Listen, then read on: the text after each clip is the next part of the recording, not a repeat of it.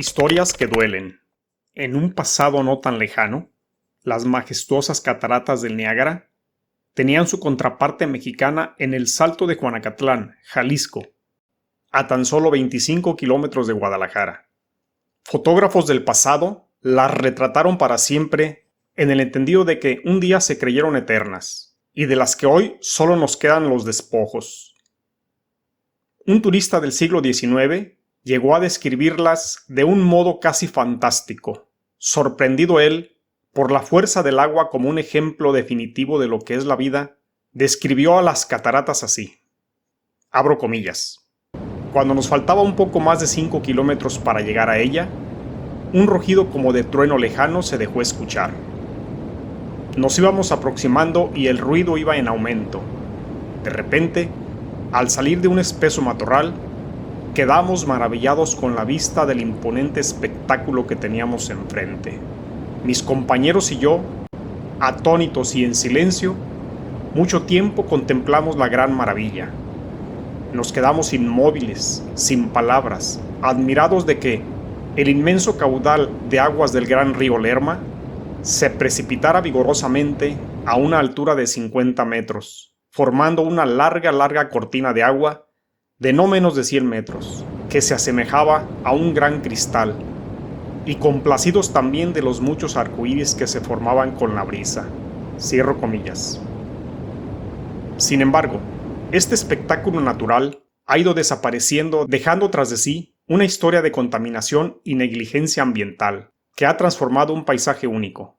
Las cataratas fueron una joya natural en alguna época en que se percibió visitarlas como el ideal turístico, en el que era un orgullo tomarse la fotografía del recuerdo, y ahora convertidas en un triste recordatorio de los impactos negativos de la industrialización descontrolada, que debe avergonzar a los empresarios industriales y a los gobernantes que no impidieron tan grande desastre ambiental. Las antes limpias aguas del río Santiago han sido utilizadas como vertedero de desechos industriales desde 1970. En sus ahora contaminadas aguas se han encontrado peligrosas sustancias como cianuro, arsénico, mercurio, plomo, cadmio, níquel y zinc, así como la presencia de varias bacterias patógenas, además de hidrocarburos. Aunque las partículas se encuentran en el agua y en el suelo, los contaminantes son dispersados por el aire hasta distancias inimaginables. La codicia y la falta de regulación actualmente siguen permitiendo que decenas de empresas depositen sus desechos tóxicos directamente en el río, afectando gravemente su calidad y la salud de la población, no solo local, sino hasta donde el viento traslade a los contaminantes. Y luego nos preguntamos el por qué tantas personas se han enfermado y muerto por enfermedad renal o cáncer. El Salto de Juanacatlán, alguna vez conocido como el Niágara de México, hoy tristemente bautizado como la joya perdida, se enfrenta a las consecuencias de décadas de complicidad y abandono. Intentos tardíos de revertir el daño han resultado insuficientes para revivir la esplendorosa cascada, que era un orgullo, no solo de Jalisco, sino también de México. A lo largo de los años, se han llevado a cabo esfuerzos para sanar y limpiar las aguas del río Santiago. Pero la realidad es de que muchos de estos intentos han sido más retórica política que acciones tangibles. El Salto de Juanacatlán con sus bellas cataratas no solo era un tesoro natural, sino también un testimonio de la interacción entre la naturaleza y la actividad humana. La pérdida de este ícono natural debería servir como una llamada de atención para reconsiderar nuestras prácticas industriales y la necesidad urgente de medidas ambientales efectivas.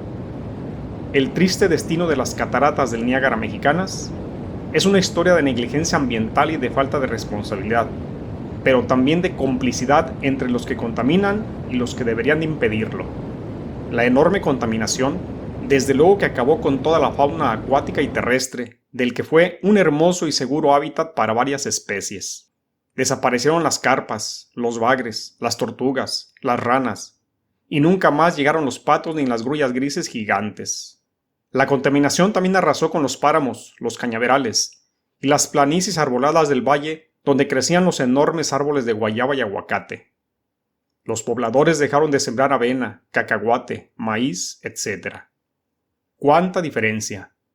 Antes de los años 70, Los pobladores en sus días de campo se bañaban sin temor alguno en el río, esto es, en las aguas de los alrededores de las cataratas. Sin embargo, recordemos que en el año 2008, el niño Miguel Ángel López, de 8 años, jugando cayó en un canal de las aguas ya contaminadas.